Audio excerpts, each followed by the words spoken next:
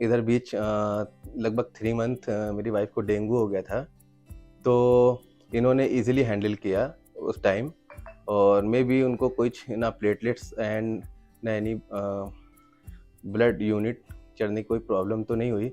इन्होंने easily handle किया।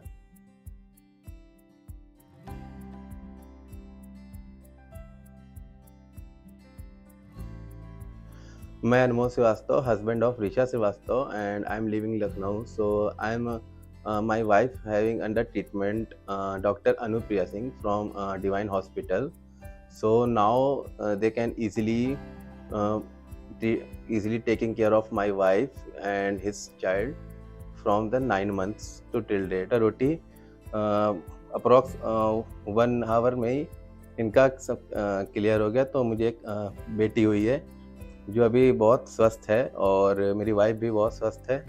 नमस्कार, मैं doctor Anupriya Narayan, consultant obstetrics and gynaecology, divine heart and multi speciality hospital. ये जो पेशेंट ऋषा श्रीवास्तव हैं, इनकी ये दूसरी प्रेगनेंसी थी। पहली प्रेगनेंसी सिजेरियन के द्वारा 3.5 साल पहले हुई थी।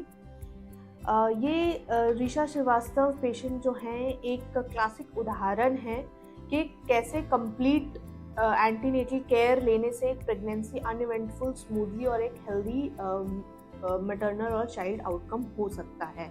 उनके माध्यम से मैं एक कंप्लीट एंटीनेटल केयर की इम्पोर्टेंस पे प्रकाश डालना चाहती हूँ। ये पेशेंट जैसे ही इनका प्रेगनेंसी टेस्ट पॉजिटिव आया, इन्होंने मुझे कंसल्ट किया, और उसके बाद पहली तिमाही से ही, फर्स्ट ट्राइमेस्टर से ही जो भी इम्पोर्टेंट सप्लीमेंटेशन है और जो इन्वेस्टिगेशन है, इन्होंने फॉलो किए।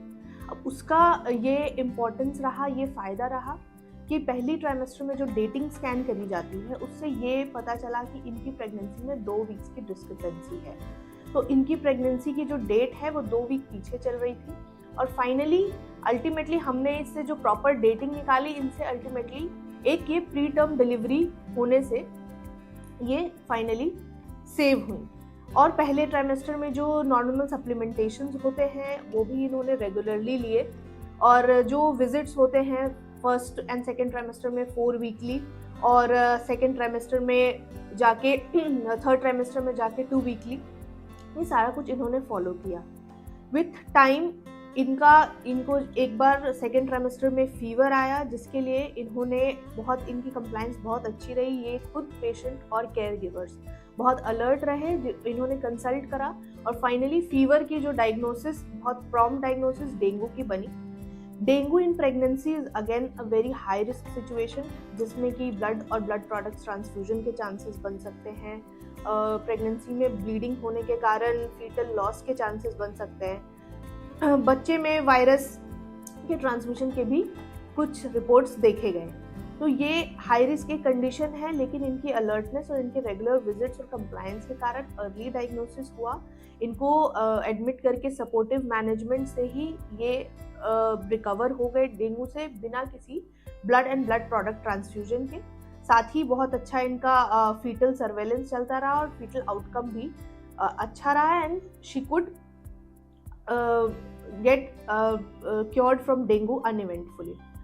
Ultimately इन्होंने सारे विजिट्स को फॉलो करा, और अभी I am very happy to say कि इन्होंने वाया सिजेरियन सेक्शन एक 3.4 kg के फीमेल बेबी को जन्म दिया है, and both the mother and the baby are very healthy.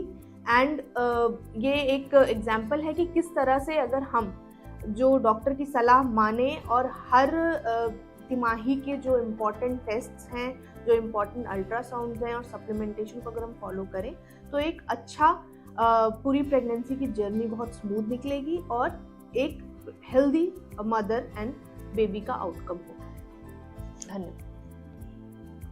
तो उसमें कोई इशू नहीं है। तो अभी तो हम मतलब यहाँ डिवाइन हॉस्पिटल से तो एकदम सेटिस्फाई है कि हाँ, आप तो कोई प्रॉब्लम नहीं है, अभी इजीली आराम से हो गया है। मेरी वाइफ की पहली सिजेरियन हुई थी, बट ये वाली भी सिजेरियन हुई है। तो मैंने लखनऊ से दिखा रहा हूँ इनको।